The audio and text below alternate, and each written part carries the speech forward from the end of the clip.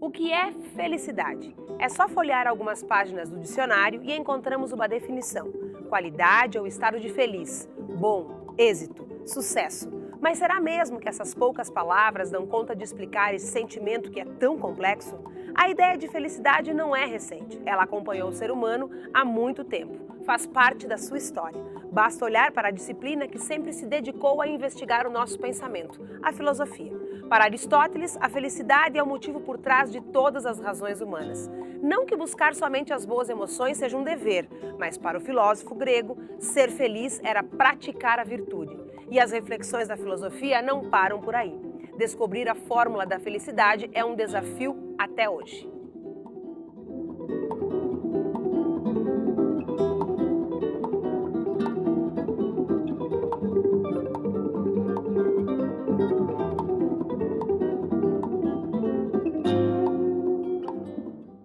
O que Kant tem a dizer sobre a felicidade? Entender as definições do filósofo iluminista acerca do tema e investigar como ele relaciona moralidade e felicidade são os estudos do projeto de pesquisa do programa de hoje. Mas antes de iniciarmos a nossa conversa sobre o assunto, vamos assistir a uma reportagem produzida pelo Núcleo Experimental de Jornalismo em parceria com o PF-TV. Feliz quem não exige da vida mais do que ela espontaneamente lhe dá.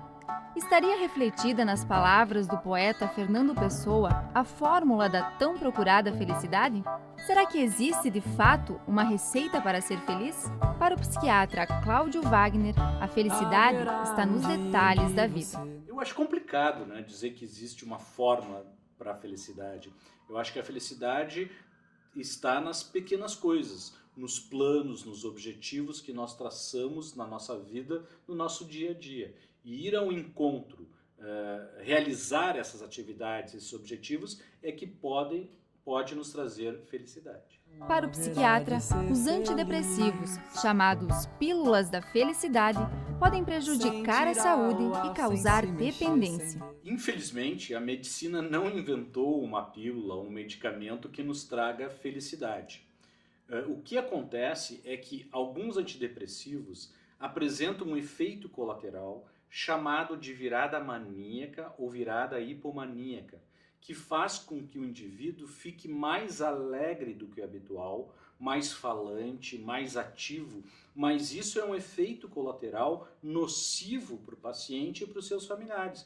E se por um lado algumas pessoas buscam nos medicamentos o alívio para a tristeza, para outros, arrancar sorrisos ou apenas estar em contato com as pessoas é o melhor remédio.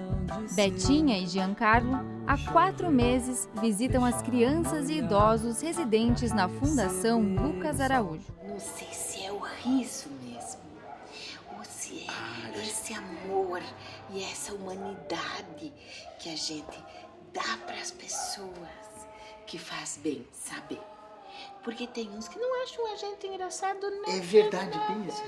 Nada. Nem eu mesmo às vezes não acho graça nenhuma, mas é fofo, sabe? É mais por dedicar um tempo para estar aqui, e curtindo um momento com eles, um momento único, É um encontro que às vezes dá até riso. Felicidade é só questão de ser. Para conversarmos sobre a filosofia kantiana acerca do tema felicidade e justificação moral, está comigo no estúdio o coordenador do projeto, o professor doutor em filosofia Edson Di Fante. Também conosco o professor do Instituto de Filosofia e Ciências Humanas aqui da UPF, mestre em filosofia, José Borges. Tudo bom, professores? Tudo bem. Tudo jóia? Professor, qual é a motivação primeira do projeto de pesquisa, deste projeto? Esse projeto, em certo sentido, eu estudei Kant durante a graduação, o mestrado e inclusive o doutorado.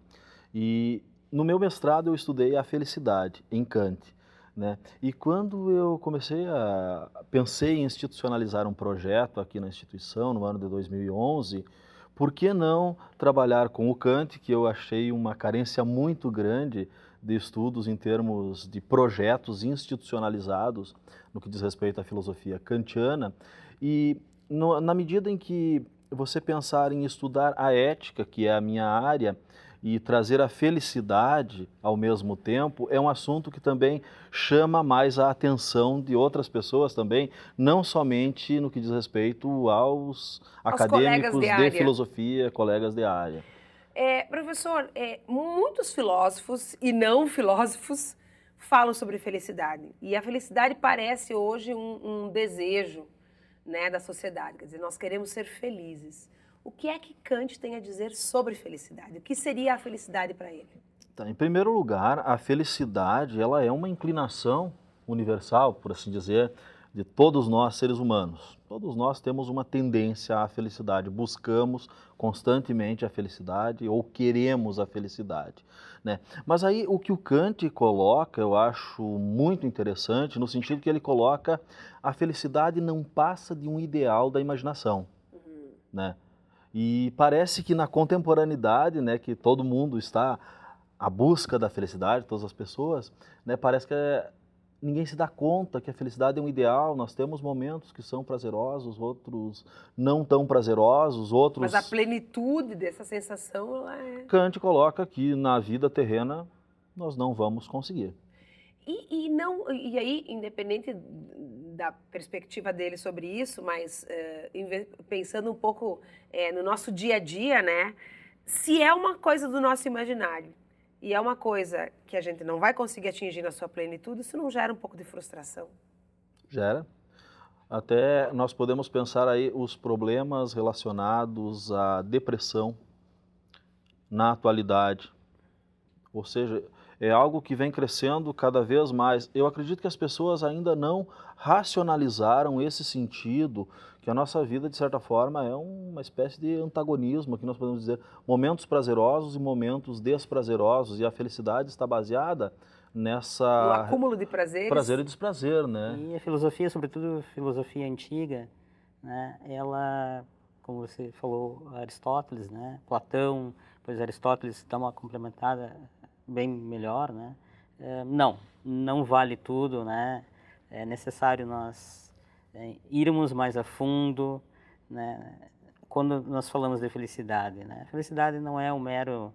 Quais os outros ingredientes que entrariam aí na hora de estabelecer uma justa medida da relação entre moral e felicidade, ou daquilo que pode e daquilo que não pode para ser feliz?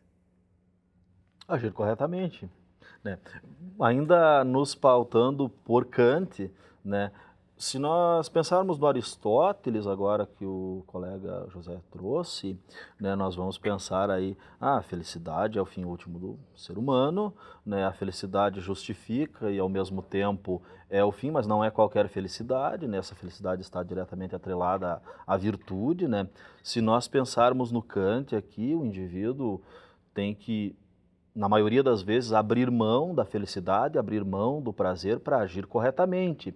Daí o que o Kant vai colocar é que o indivíduo que fez isso, não necessariamente ele vai ser feliz, mas ele tornou-se pelo menos digno de ser feliz. O mais importante é a dignidade de ser feliz do que a própria felicidade, se nós pensarmos nessa relação kantiana felicidade e moralidade, né? Nós estamos citamos algumas palavras e o pessoal de casa pode estar pensando, né? Mas quais são as diferenças? Nós falamos em ética, professor da área de ética, né? Mas falamos em moral, né? O que distingue? É claro que não dá para dar uma aula aqui e a gente ir profundamente tentar entender, mas o que basicamente distingue a ética da moral, né? E das regras e das leis, tem mais essa questão, né? Porque eu posso ser correto.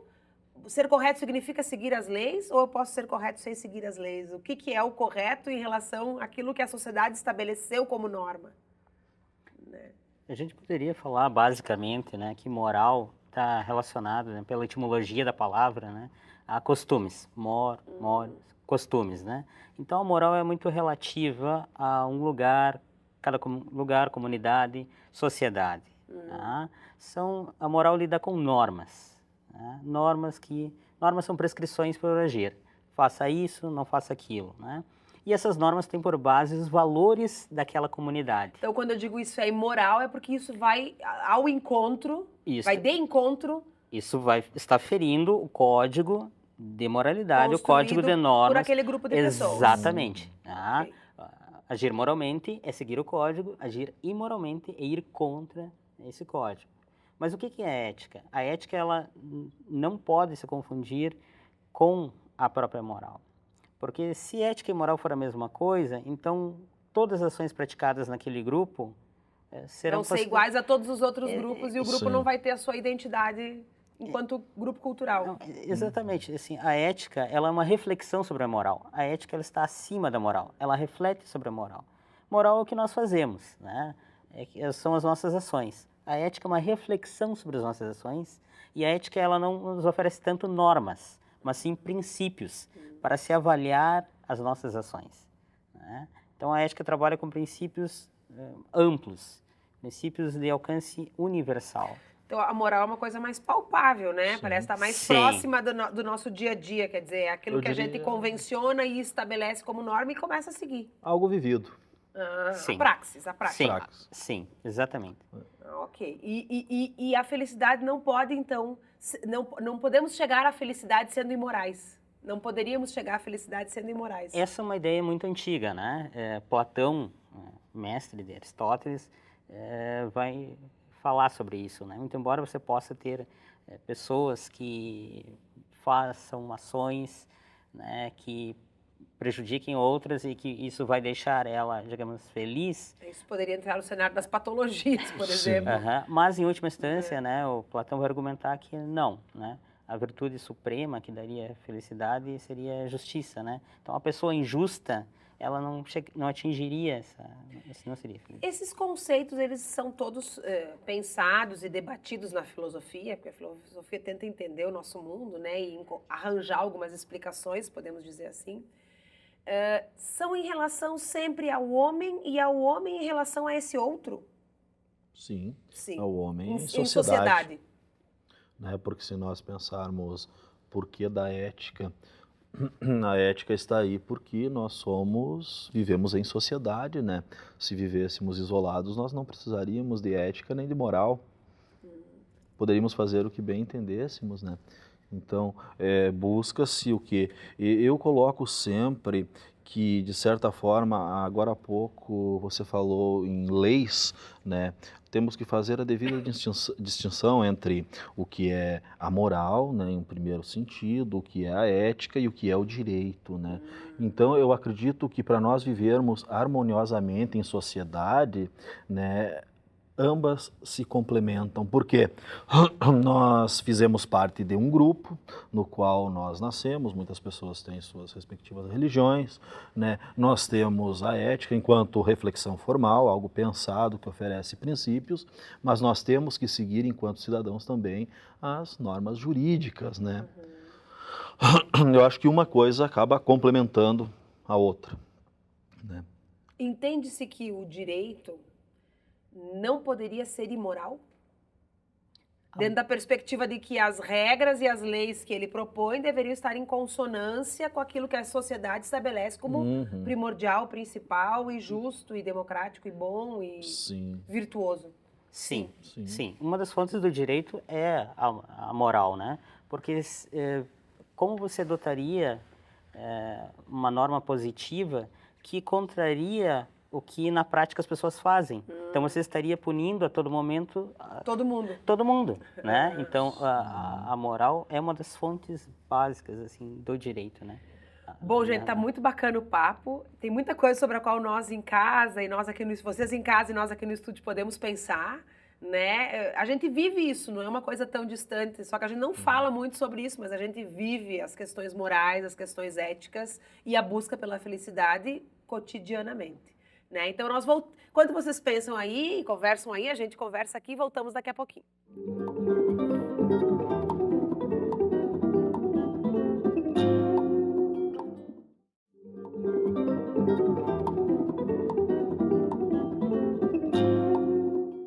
Voltamos com o Universidade Aberta. O programa de hoje fala sobre os estudos que envolvem a relação da felicidade e justificação moral, segundo a filosofia de Kant.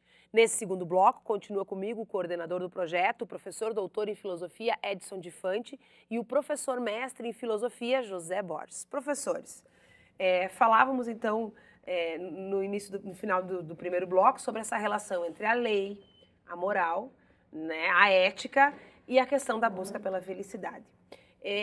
Nós ponderamos aqui muitos aspectos em relação à felicidade, de que os fins não justificam os meios, segundo Kant, né? Mas eu fico pensando também, e quero questioná-lo sobre isso, de que hoje em dia o discurso midiático das propagandas, das telenovelas, dos outdoors na rua, né? Eles não estão muito preocupados com a questão moral, né? Acho que a preocupação... Vocês entendem que a preocupação moral passa por esse novo desejo, esse desejo mais contemporâneo da felicidade? Eu acredito que sim, é uma preocupação moral, né? Porque agora há pouco a gente estava trocando uma ideia e nós podemos pensar que existe uma busca incessante pela felicidade, como o professor falou agora há pouco, né? Muitas vezes se esquece a forma devida de se buscar essa felicidade e não se tem conhecimento ou não se busca entender realmente o que é essa felicidade.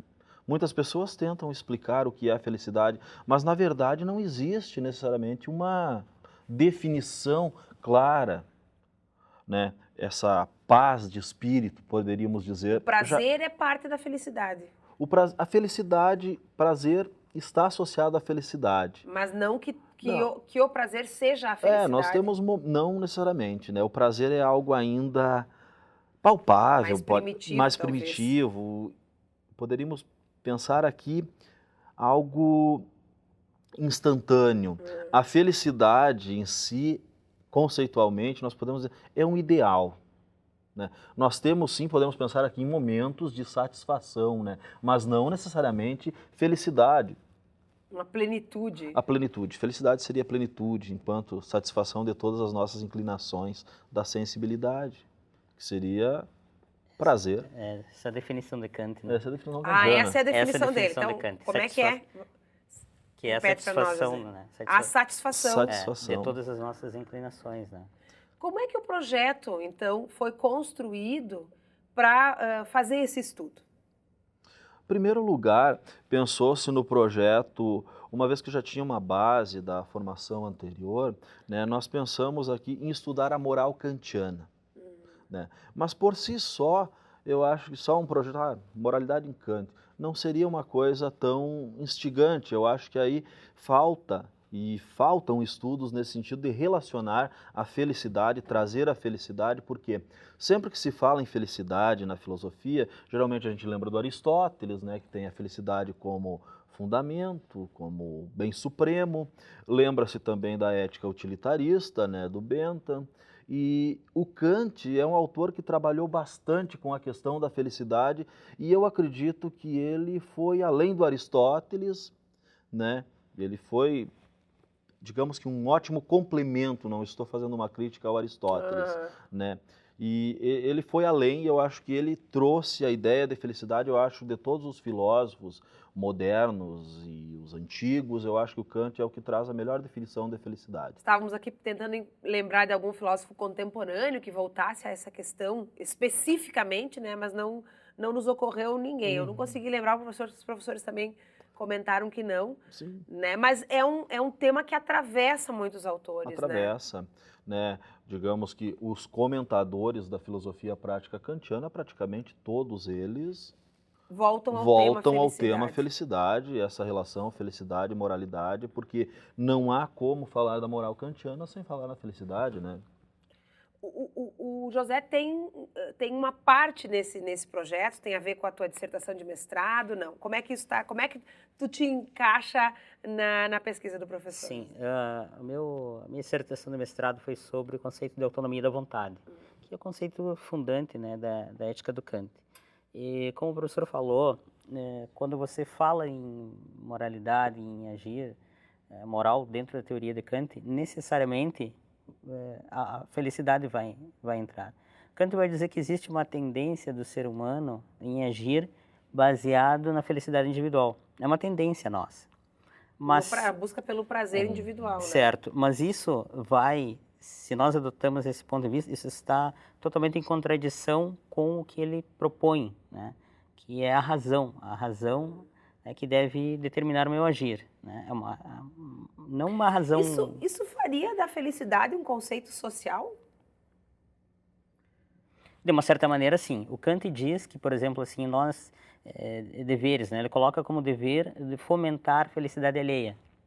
E não dever próprio de ser feliz, porque naturalmente já queremos. Porque se pela busca da felicidade eu vou atrás do meu prazer individual e ajo até de forma irracional, eu também posso agir de forma imoral. Sim. Uma vez que a virtude deveria levar à felicidade, e a virtude é um conceito que pressupõe o outro, então isso faz da felicidade, embora individualmente conquistada, um bem socialmente compartilhado e construído. É que tem uma... Professor, me deu um insight agora. Passa muito também não por eu ser feliz, mas por eu demonstrar e compartilhar a minha felicidade. Com certeza. Sim. Aí teríamos o papel das redes sociais, por exemplo? Sim, acredito que se encaixaria.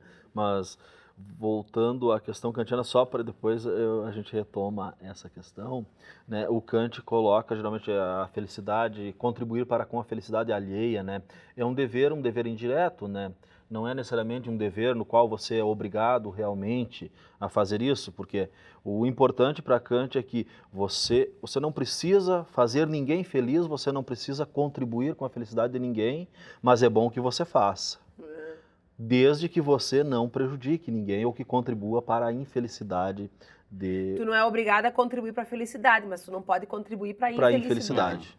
Ou seja, aí contraria totalmente a ética kantiana. E por outro lado, o Kant fala, e isso eu acredito que na obra kantiana tem 3 passagens que ele fala da importância da felicidade enquanto satisfação empírica. Ele fala na fundamentação, na segunda crítica e na metafísica dos costumes. Ele fala ali que o indivíduo basicamente é a mesma coisa nas 3 obras. O indivíduo, digamos que no meio de infortúnios ou em meio à infelicidade, é bem mais fácil esse indivíduo transgredir o dever moral. Então, nós temos que cuidar, mas isso não pode servir de fundamento, não pode servir de justificativa do nosso agir. Sim.